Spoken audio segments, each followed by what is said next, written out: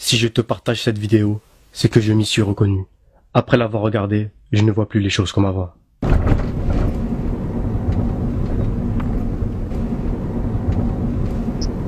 On est dans une situation critique, ya Ikhwan. On est dans une situation de cancer, de phase finale du cancer de la foi, ya Ikhwan. Sauf qu'on s'en rend même pas compte, c'est ça le plus grave. On est dans une situation urgente. Combien d'entre nous n'arrivent pas à dormir la nuit par rapport à ce qui se passe à nos frères et sœurs? Allah, combien?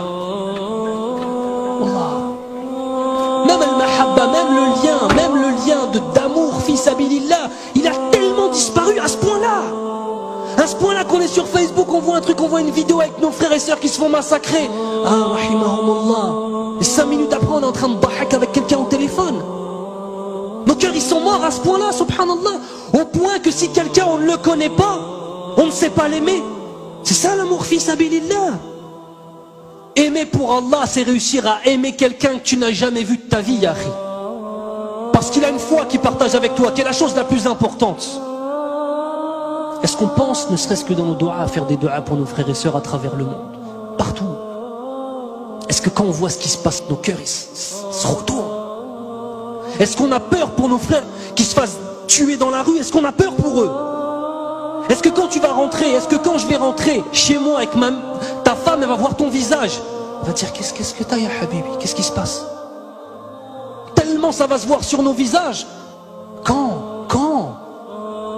tout ça, c'est notre relation avec Allah Azza wa Jal qui n'est pas assez forte, ni plus ni moins. Ni plus ni moins que ça. On est loin, ya Ikhwan. On est extrêmement loin. Extrêmement loin.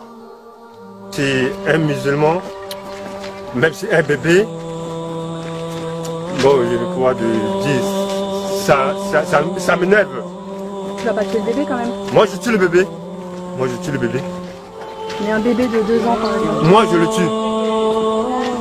Mais 1 an, même si avec les femmes avec des grossesses, moi je le tue. Si le musulman ne part pas dans le kilomètre 5, nous les Antilles, nous devons aller pour prendre tout le reste des musulmans là-bas pour manger.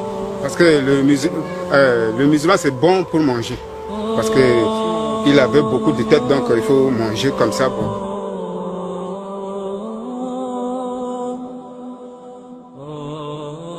Le corps brûlé, on coupe la tête, jeter et prenez la tête pour taper avec le ballon. Ce n'est pas ça. On coupe notre corps là pour manger. Est-ce que dans nos yeux, est-ce qu'on mange le corps des gens? On ne mange pas. Ce sont les chiens qui mangent n'importe quoi, mais nous les gens comme nous là, comme vous là, on ne peut pas manger notre chair. C'est grave pour nous, c'est comme ça. En tant que moi, là, j'ai tout subi. La guerre, là, on dirait que ça vient rien que sur moi. Ils ont tué ma mère et mon père. Il reste que moi. Je suis seul maintenant. Je ne sais pas là où j'allais. C'est pour cela que je suis resté ici, à la base des réfugiés. Et moi, j'ai parti à l'école. J'ai promené. À mon retour, les anti-Balaka sont attaqués. Et je suis précipité d'aller à la maison. Je n'y suis pas arrivé. Et ils m'ont dit qu'ils ont tué mon père et ma mère. L'histoire d'un homme que j'ai rencontré ce matin au camp réfugié, il est en train de me raconter une histoire réelle qu'il a vécue sur le terrain. L'histoire c'est quoi? On a tué son fils, on l'a obligé de manger la chair de son propre fils. Il l'a mangé par obligation, mais ce dernier, il parlait en pleurant. Il me dit s'il pouvait pleurer avec du sang à lait, il le fera. Vraiment, et il a dit adieu à la viande. Lui, il va plus jamais manger de la chair, que ce soit la chair des animaux, comme poissons, etc. Il a juré de ne plus manger la viande parce qu'on l'a obligé de manger la chair de son fils, mes frères. C'est vraiment terrible. Ces gens-là, ce sont eux qui nous aident ici à vivre. Sans eux, on serait déjà morts. Parce que les vivres nous amènent des vivres chaque fois. Nous mangeons grâce à eux une fois par jour. Mais ça ne nous dérange pas. L'essentiel, c'est de vivre. Mais seulement, nous remercions beaucoup l'opinion internationale ainsi que les bienfaiteurs. Nos bienfaiteurs que vous êtes.